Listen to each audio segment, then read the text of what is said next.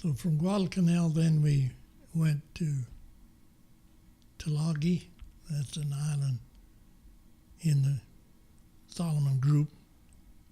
And your Aunt Nancy has a fruit jar full of shells, exotic shells of crabs and so forth that I collected on Tulagi, sent home. And I went along, we invaded Peleliu. That was a bloody, not to disillusion you, but we lost many an American soldier and Marine and sailor unnecessarily because of two men and their ego. One was General MacArthur, the other was Bull Halsey. Halsey and Nimitz wanted to go from Pearl Harbor right directly toward Japan. That seems like a bad idea. Right. But MacArthur had said to the Filipinos when he was ordered out, he said, "I will return." And so here was MacArthur on one hand saying, "We'll do this, this, and this." And over here, Halsey and Nimitz say, "We'll do this, this, and this." So the USS DuPage was shifted back and forth. Part of the time we were helping MacArthur, and part of the time we were helping Nimitz and Halsey. And we invaded, but each time we were getting closer and closer. MacArthur was getting closer and closer to the Philippines, and Halsey was getting closer and closer to Japan. And it wasn't until after the Philippines was secure that we then went up to Okinawa. Should I tell you about how I got shanghaied? Sure. Okay.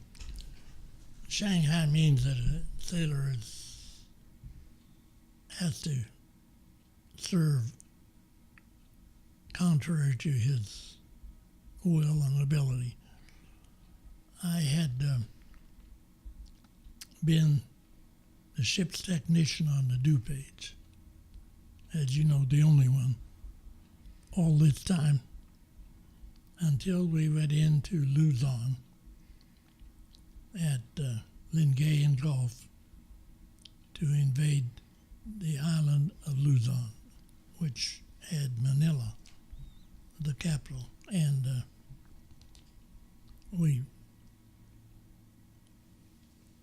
I'll tell you, we were the flagship for 24 APAs. They traveled in a convoy of 4 columns, 6 ships each. And we could carry umpteen number of soldiers or Marines. And so we got ready at Hollandia in New Guinea. We got all prepared to invade the main island of Luzon, where the capital was, and so forth and so on. And it was a convoy that I could go up on the signal bridge, and I couldn't see the beginning, and looking the other way, I couldn't see the end. And we could only travel as fast as the slowest ship. And so we started to go through visualize a whole bunch of islands with passages here and there. And we were on our way through the Philippines when the radar went out. The SG, surface search. And the navigators for the Navy had used to be taught to navigate by the stars and the sun and so forth. Now they navigated by radar, because the radar just, they could see exactly where every ship was and so forth and so on. So we were going through Sarasate Straits. And anyway, they got me out of bed about 2 o'clock in the morning and said that our radar was out. So I had to get dressed and go up to the bridge. And here was the captain and the commodore. And Did the batteries go out? We needed some extra batteries. no, this had nothing to do with batteries. Okay. this time. I left those batteries back on that island. Sorry. Right. Just kidding. Go ahead. And so they had actually slowed the convoy because you couldn't see your hand in front of your face, and you couldn't tell whether there was a ship. You definitely don't want to hit an iceberg. You're right, or a battleship. Anyway, now what do? Fix the radar. What'll it take to fix the radar? Well, I went in and what they call the PPI, or Planned Position Indicator, and it was just a blur of orange. You couldn't distinguish one target from another. So the other ships had radar, but the DuPage didn't? Well, we had radar. But it was broken. It was broken, right. Yeah, but I mean, the other ships had working radar. Yeah, but But because it was so dark, you couldn't navigate. right. You couldn't Without just it. follow the other ship. Yeah, that's what I mean. You And couldn't we- couldn't just visually follow the ship because it was You too know, dark. follow the Right, leader. right. Okay. That's what they were used to doing. With if they were second in the convoy, second in the column, they just kept the distance from the leader, and that was all they had to do. Now they couldn't tell where anybody was, and Now, was there a fog or? I mean, It was the middle not of the that night. I know. I know, but the ship in front of me, I just seen shine a light. and oh, you follow that didn't light. shine no Oh, light. Okay, no, okay, It's the okay. middle of the No. war. Okay. Oh no. Over here. No. Just one pinpoint. I don't know. That's like not lighting a And- fire in Game of Thrones. You don't want to light So a fire. they were waiting for me to give them analysis of the problem. Well, I took one look and knew what it was. The focus coil was open. The focus coil, you remember television when you were young people? You had a tube and it had a Yeah. coil around it. It may very well have been, but we never saw it. It was inside the box. Well, okay. But anyway, I've taken apart all my TVs when I was a kid. Yeah, I know. Okay. so I knew Might it not was- have got it back together, but And so Surprised Jake didn't take one apart. the comm officer was there. Everybody was there that was anybody. And I was to fix the radar. And I said, well, I'll go and see, but I don't think I have a spare focus coil. So I had to go down below decks and go clear up to the forecastle. There was no space for a spare parts. So I had to keep them up in the forecastle. Anyway, got a flashlight, not on deck, but below deck. so they didn't give you any extra space for spare parts at all. No. I bet they wish they'd have done that now. Well, But yeah. right. Well, but he might have left Inside. him on an island. True. Gotcha. Go ahead. So anyway, I go up and I got the list out. There was no focus coil. So I had to go back and tell the Commodore that I did not have the ability to fix the radar. Now what's the next move? Well, they sent a message to Admiral Turner. He was on the Appalachian, which was a communications ship. Nothing Ooh, telephone. Well, pause it right there. was. Your telephone's ringing. Yeah. Do I just answer? Hello? Sure. Hello? You can be creative. This is here. Here, I'll give them to you real quick. Hold on. The, Here you go, Grandpa. this is Mr. Hewitt. Probably not the one you're looking for, though. Don't forget to take your headphones off. Yeah, don't forget. That's a good time to stop. visit.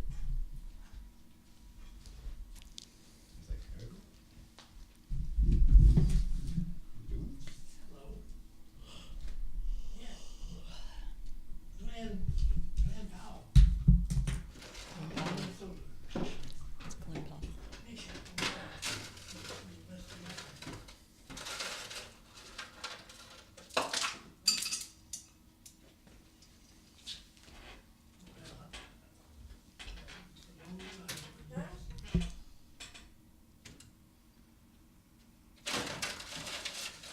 Oh, yeah, she's not suffering. She was in I have great to pain. leave no later than 11:30.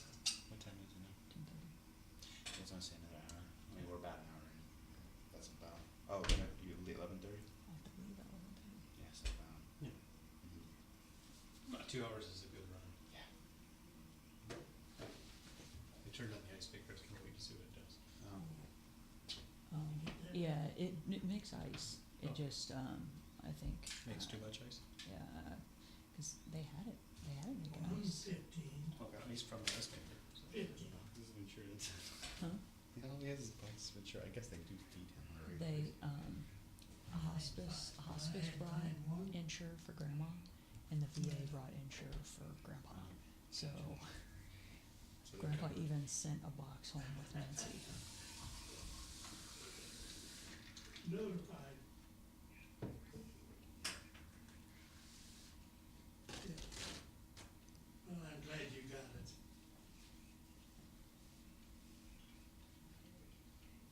Well, I'm gonna survive. I got three grandchildren here recording my life where we just passed through the Philippines. So, right. Listen, I'll get back with you and you can talk with her. Okay, thank you.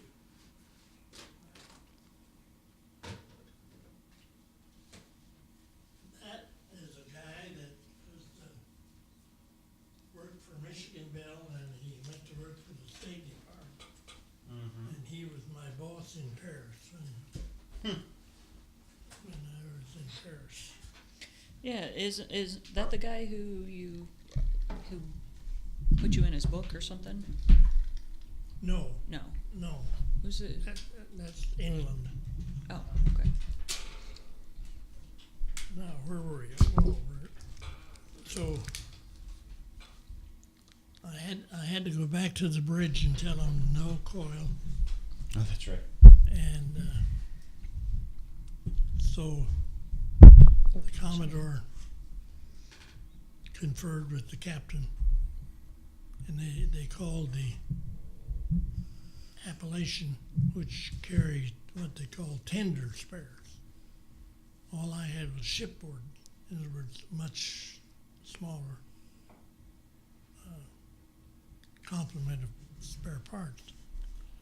And yes, they did have, they sent a message, and yes, they did have. So in the middle of the night, when you couldn't, literally, you couldn't see your hand in front of your face, it was that dark, we lowered a small boat over the side and sent a crew, small boat crew, over. How they found the Appalachian in the dark, I have no idea.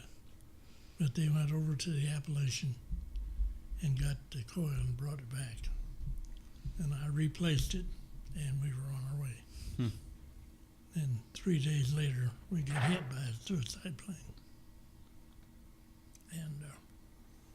And that wasn't during. That wasn't during an actual battle? That was just while going someplace. Right, we put our, in this case, the Army, we put the Army on the shore.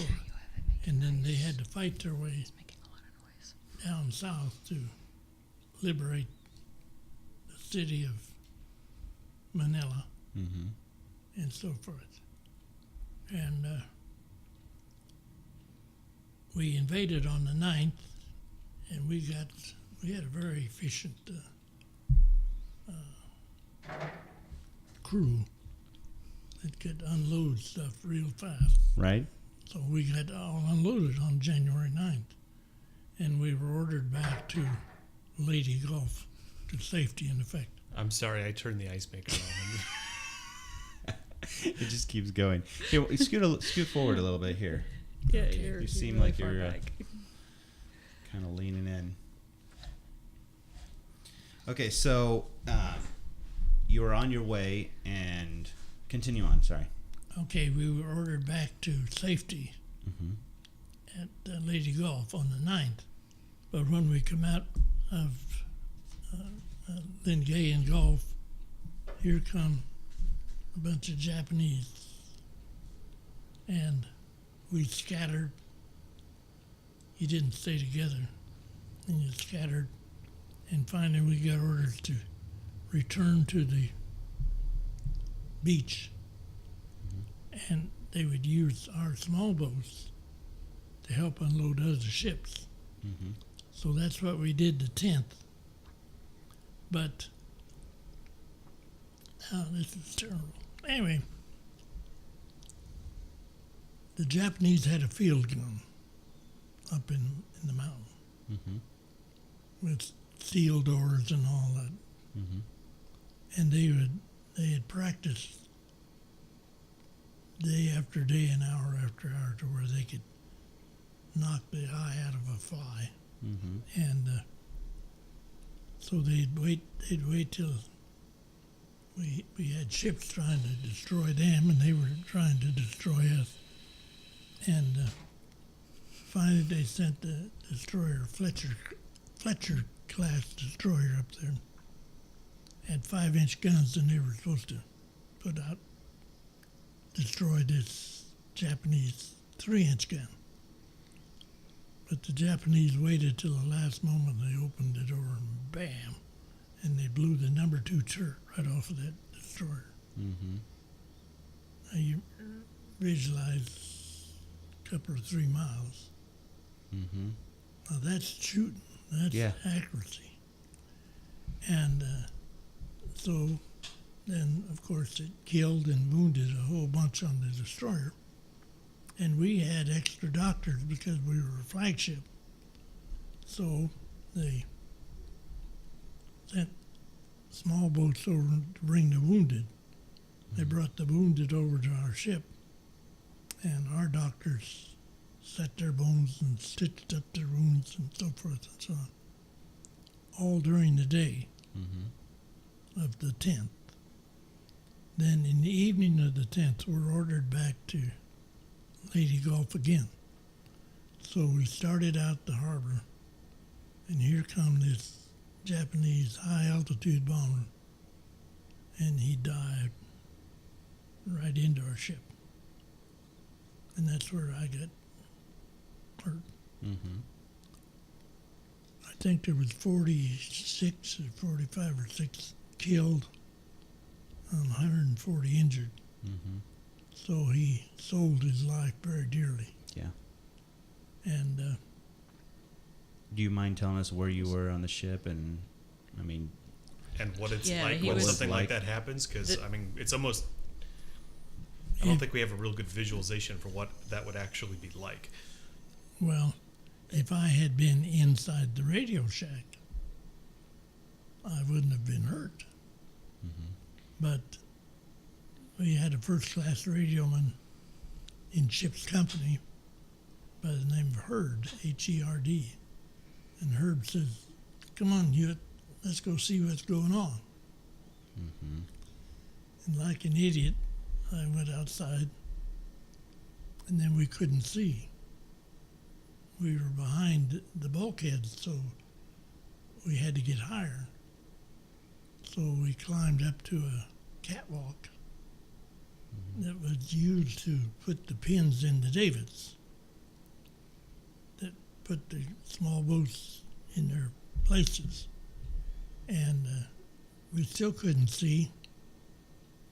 So to get another yard, we climbed up on the catwalk was only about 18 inches wide, so we were standing cattywampus on that. Mm-hmm. When the plane hit, and of course, plane tore all to pieces, and the 100-pound bombs went off. And that's what blew us off. And I fell about 15, 20 feet and landed on my feet like this, instead of like this. And With like your toes pointed? right, and fractured all of these joints in my feet. And I didn't realize I was hurt. Hurt got a piece of shrapnel right there. Like that much of cutting his throat. And so I went in the Radio Shack and I went to pull my trouser up. But, you know, when you sit down, your trouser moves upward. Mine didn't. I went to pull it up and I had blood all down my leg. I had a piece of shrapnel on my knee. And we were underway, and they finally secured from general quarters. And I got to feeling punk. So they urged me to go down to sick bay. I went down to sick bay, and it was chaos. The doctors had worked from early morning all day long. Here's approaching midnight. They hadn't had anything to eat, and it was a mess. So I went back to the Radio Shack. The pain got so great I had to do something. So I went back to sick bay. Sick bay was full, of course. There were no beds. And they had moved the chiefs. The chief petty officers had their own quarters. And they moved all them out and put them up in the crew's quarters. And they took over the chief's quarters and made sick bay out of it. And they gave me Nemitol. Nemitol is a sedative that puts you to sleep. Put you to sleep. And they put me in the bottom bunk, just a few inches off of the deck. And then wasn't enough. We hit a typhoon. A typhoon in the Pacific is the same as a hurricane in the Atlantic. And So, go ahead, I'm sorry. so the ship started rolling, but when the bombs had gone off, it had blown holes in the main deck.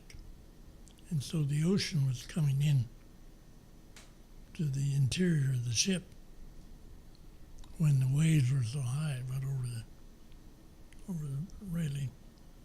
And the ship was rocking, and so I got wet. I wet the bed. But it was water. It was, Right. and Salt water. salt water. But it was cold enough it woke me up even though I had the Nemitol. So I got out of my bunk and climbed up one. There were 3 bunks. I got up in the middle one and went back to sleep. Next morning, here was somebody waking me up. Called me Mac. Mac, you want some breakfast?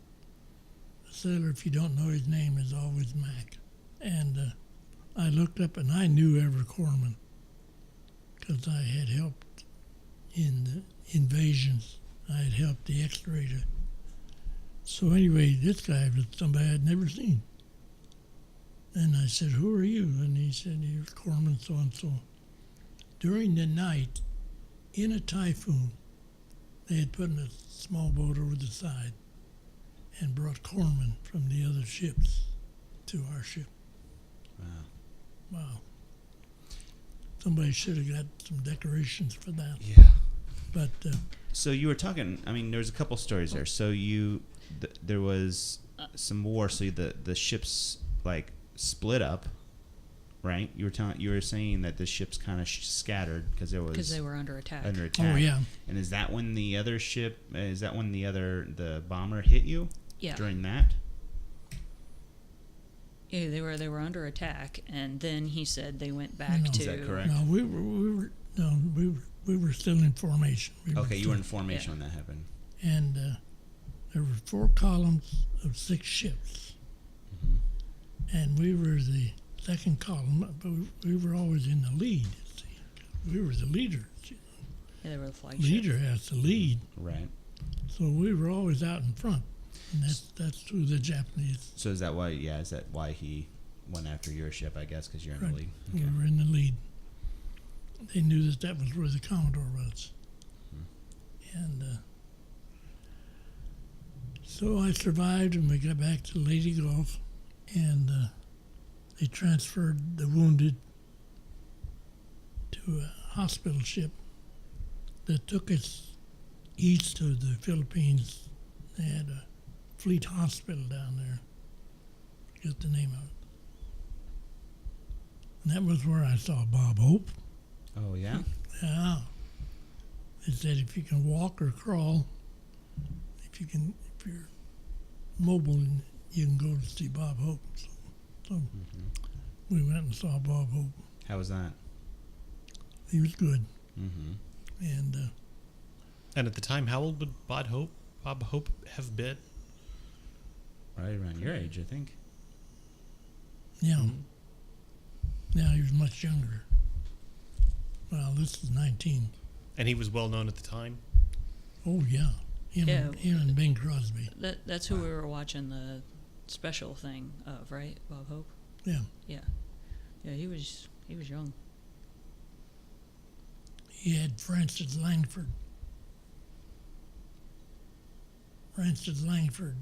He was younger than you at that age. So he was. Wow. Okay. I don't know. No problem. No problem. No problem.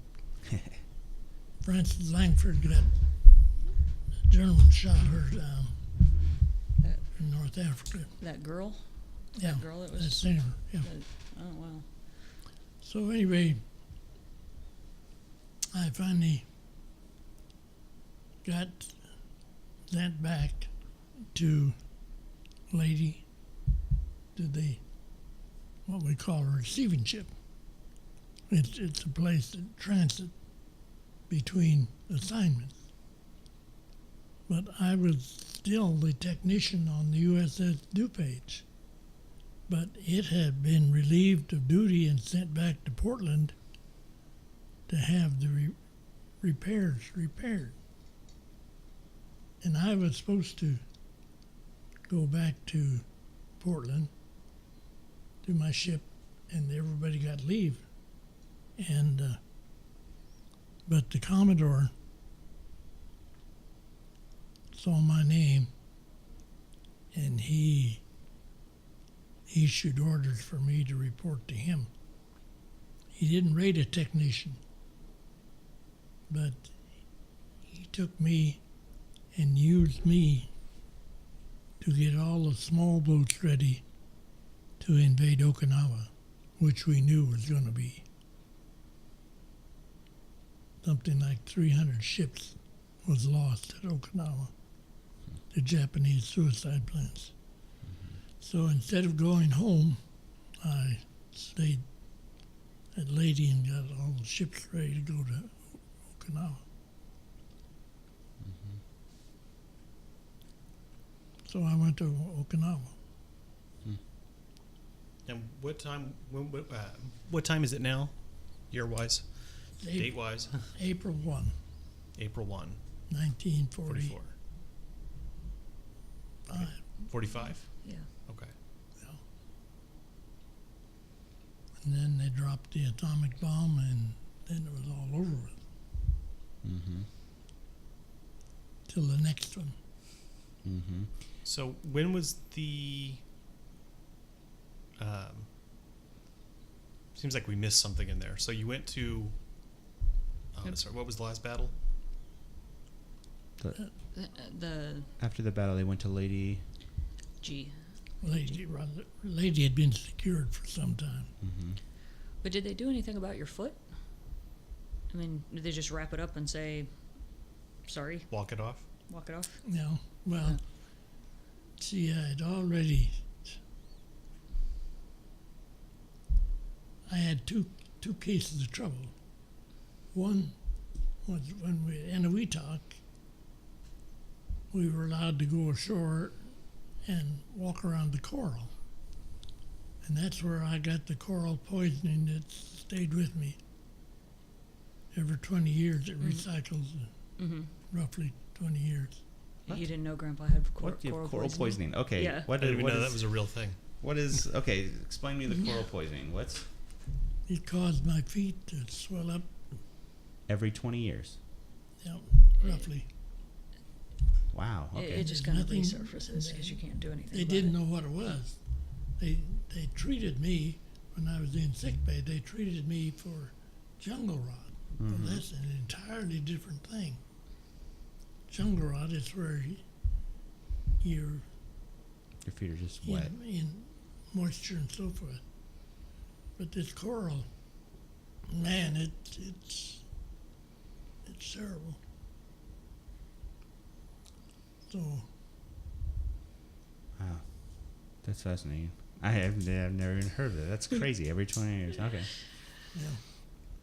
Well, the reason I knew more about it was that at Carnegie Village, there was another guy that had coral poisoning, and he got it at the same place I got it, in a Weetalk. Hmm. And anyway, we went to Okinawa on Easter Sunday, April Oh, Fool's Day. Wait, I have a question though. Is it because of your foot that you got the Purple Heart? Or the shrapnel, or both. The shrapnel. The shrapnel. Okay. Okay. Just asking. Okay, so we go back to Okinawa. We pulled into Okinawa, and again, our fleet had been softening up, and the Japanese admiral was smart. He said, "Oh, no, you don't. I'm not going to put a bunch of my men up there on the shore so you can blow them to bits. I'm going to keep them and use them to defend Naha, which is the capital." So when we put our troops ashore on Easter Sunday, April 1, they walked ashore standing up. There was no opposition. And the Japanese had either retired north or retired south. And so I was still dumb. I still wanted to go ashore. And so I still went ashore. That's when all kinds of problems happen. When you just decide to go ashore. Well, otherwise you're just stuck on a boat all day. Though. True. Well, Easter Sunday, we played poker all day. There was nothing to do. Mm-hmm. Monday, we started unloading stuff. And so I did go ashore. And a beach member of the beach party, he and I walked across Okinawa from west to east, over to the east shore and back again. It wasn't ordered. With a gun? No, we didn't have guns. Of course not. We didn't have nothing. Why would you go to shore with a gun? So when I got back, now I'm a member of the Commodore's staff, and so when I get back to the beach party, the beach master said, "Hewitt, you're under arrest. I have orders to take you into custody and keep you with me till we get back to Pearl Harbor." And I thought, what a fool. I didn't have a bedroll. I didn't have even a change of clothes. So I was sitting there feeling sorry for myself when I saw the light on the ship open up. Da-da-da-da. And they said, we're sending a small boat in to get Hewitt. So when I got back aboard ship, I went up and saw Commander Bellaby. And I said, I'm back aboard. And he said, yeah, I see you are. Nothing was ever said. No charges were filed or nothing. Why did they want to press charges? Yeah. Well, I was disobedient. I had no business. He went. Being on shore. Yeah, he went on shore Going. before the shore was secured. And the Japanese finally got organized and started sending down kamikaze planes. And by the time the really war ended, they didn't have any Air Force left. We destroyed it all. But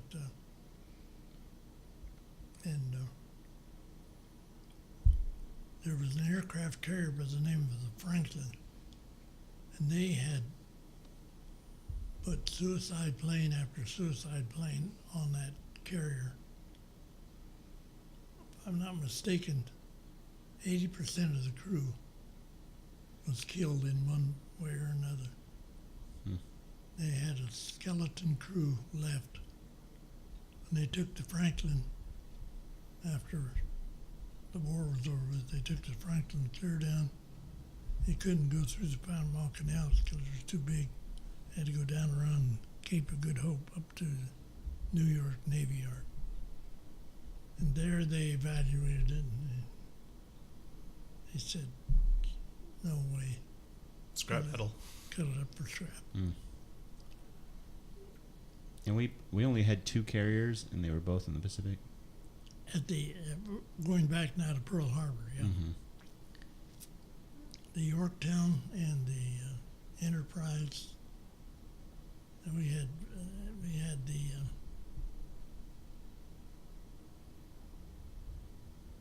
Saratoga. You can go to the Saratoga today. It's a national park. Mm-hmm. And you take your scuba gear, or not scuba gear, you have to have a tank, oxygen tank, and you can go down and go through the ship. They made a national monument out of it. Well, the Arizona is a national monument too. Yeah, You just can't I've go been to down in Arizona, it. but I haven't been to Saratoga. So, did most people want to go? I mean, when most people were enlisting into the Army, Navy, Marines, anything, did they want to go one campaign versus the other? Did a lot of people want to go to the European, or did they want to do to the Pacific, or did it not matter? Or did a lot of people want to do one or the other? In most cases, you went where you were told. Okay, I didn't know if there was people saying they wanted to go to the European but they didn't, or didn't know if there was that kind of thing back then. Well, that was me. I requested Atlantic duty. That's why they sent me To the Pacific? to New York to go aboard a ship in the Atlantic, which in turn went right around so back to San Diego. Interesting. But Now, when you went to Okinawa, that was the second ship? That wasn't the DuPage. So you went on it. That was the second boat that you were on? okay. Right. The Commodore had to change flagships. Mm-hmm. So he went aboard the APA. Can't remember. My mind's gone. Not the DuPage. Not the Yeah. DuPage. The Yeah. DuPage was in Seattle being repaired, Mm-hmm. and oh yes. At a later time. Now the war's over with, and now we got to get all these far-flung people together and get them back home. Back up. Before we go too much farther, I want to keep this in chronological order whenever possible. So, you didn't have any direct involvement with the atomic No. bombings, but I'm sure you heard about them, Well, yeah, because it landed in Japan. Were you in Japan? or in the vicinity of, or I mean, No. well, not in the vicinity of, but were you in the Pacific when it happened? Yes, but I was on my way. We were on our way to the Philippines when we heard the word. so at the time, had you even ever heard of an atomic bomb? Did you even know it was going to happen until after it? I don't think happened? anybody would have No, I known because guess it would have been like that's true. super, Yeah. super, Super, super, super top secret, secret. right? So unless you were the guy on the plane, I don't think you would have known about it. But did anybody say, get all the boats out of the way? Well, they weren't even close, right? Right, but I mean, was there a plan of moving? You know, we specifically moving all of our forces to the Philippines to get them nowhere Right, near Japan. Right. Well, it's not that kind of range, but I know, but I mean, you know, They- kind of going, yeah, let's not have our boats anywhere near here. and so I'm just Yes, curious, yes. when was the first time you heard about it, and how did they explain it to you, and what did you think was going on? Because that seems like one of those where were you at that time kind of thing. That, Right. Well, we were on our way back to the Philippines. We had been to the States just after the war was over with, and we were going back to the Philippines, going to get ready for the invasion. Well, the war in the European war was over. The European war was over, and we were getting ready to invade Japan. And they estimated 1 million casualties. The Japanese had taken little boys like your Mhm. youngest, Mhm. give them a stick with a nail in the end of it, taught them to go up and poke you in the ankles. Mhm. Anything to harass and so forth. And so everyone was dreading the future invasion of Japan. And so that particular night, I had been back in the emergency radio shack, was back on the fantail. We'd go back there and listen to music and listen to Tokyo Rose. She had a better record collection than 90% of the radio stations in the United States. How she got them, I have no idea. But she had all the latest music, songs, so Mhm. What did your ship did? what? Your ship did? Who- you Tokyo said- Rose. She was broadcasting from Japan. Yeah. Oh, okay. And we Okay. could tune her in on our radio. And we were listening, and that was when the flash come through that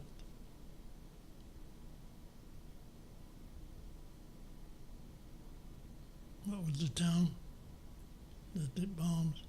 Hiroshima, Hiroshima was no more. Nagasaki? Nagasaki was the second. one. Okay. Nagasaki was the second one. And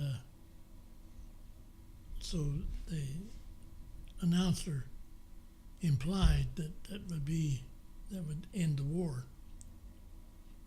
And so that was news.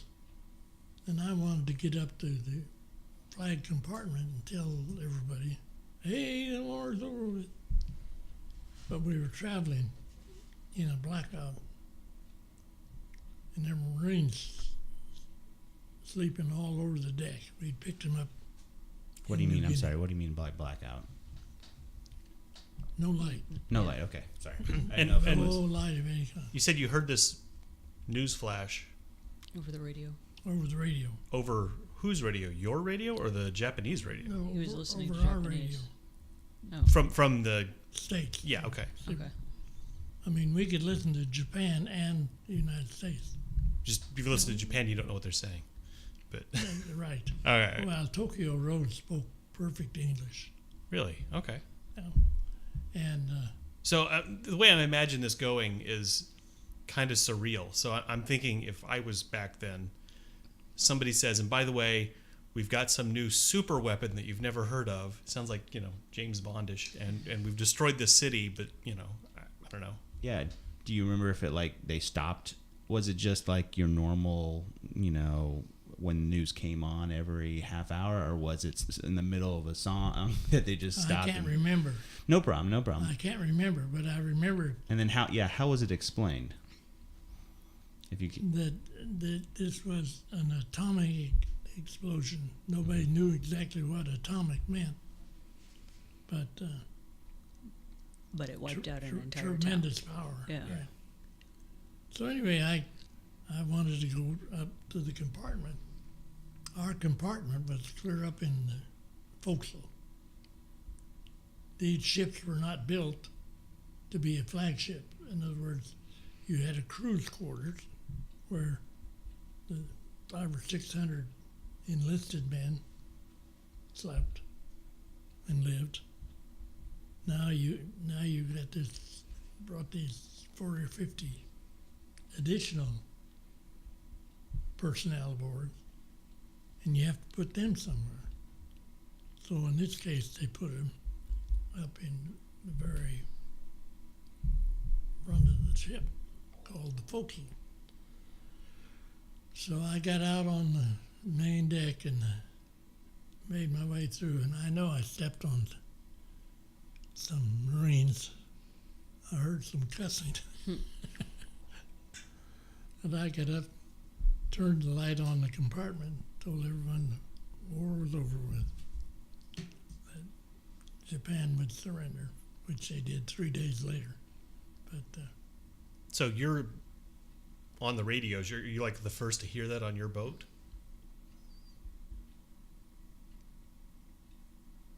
another guy and I, yeah. and I know that was the first bomb. What was the time difference between the first one and the second one going off? About 3 days. Okay, so they didn't, and so you thought everyone kind of thought they would surrender, but they didn't until the second one went off. That's right. So they're stubborn. They were. Oh yes, and then there were radicals just like there are today down at Dallas that we're not going to give up. Yeah. Well, and the way it was explained to me in school, which probably isn't correct, but they dropped the first one and then said, "We'll take an unconditional surrender, Right. or we're going to drop another one, and we'll drop another one, and we'll drop another one." So we dropped the second one, and again said, "We want an unconditional surrender, or we'll drop another one and another one," and then they surrendered. Well, we didn't have a third one. As far as I didn't have know, a we third. didn't have a third one. No, we didn't. We had when I was in school. They Called they- bluffing. Yeah, when I was in school, there were two different designs, and they weren't sure which design would work better. So they had two designs, and that was and that was the something like that. Yeah. And that was the two designs. So we didn't have a third one. Yeah. So I was just, if they hadn't surrendered, I would have been Yeah. like, okay, well, in 6 months we're coming back. You know. Yeah. Yeah. The other big thing was, I guess, actually finding out that the bomb went off is a pretty big one. But what do you remember when actually you found out Hitler was presumed dead, or when was that I mean, where were you? And did that? Obviously that was a big moment, I guess. Yeah. I was in the Pacific somewhere. Yeah. Early in the war, they had a conference at Yalta, I believe it was, and Churchill and Roosevelt and Stalin agreed that we would put our might against Hitler and take care of Japan later. And of course, that was not agreed to by MacArthur and those people. But that's what we did. We concentrated on Germany first. And we had Patton, poor Patton. They believed that he was killed, murdered after the war. And he wanted to be buried. You probably have been to Luxembourg. to the cemetery, the big cemetery there. I think so. And Patton wanted to be buried with his men. So they took him to Luxembourg and buried him out in the middle of the cemetery. But everyone that came wanted to see Patton's grave, and so they were destroying the cemetery by going out there to his grave. So they dug him up and replanted him at the edge so that you can go to Patton's grave now without going into the main cemetery. But you may have heard it. War is hell. Yeah. It is. Yeah. Any other questions? Any other stories that are crazy that you remember of the war? Crazy, funny, sad. Really funny, sad. Yes. I was aboard the Barnstable, USS Barnstable, APA 67 or something like that. And that was the flagship. And we were laying at anchor in one of the Marshall Islands. And I come up on deck, and lo and behold, right there a quarter of a mile away was the USS DuPage. So I commanded a small boat. I went over and, oh man, they were all glad to see me. And I checked with the captain. I said, am I still a part of your crew? And he said, absolutely.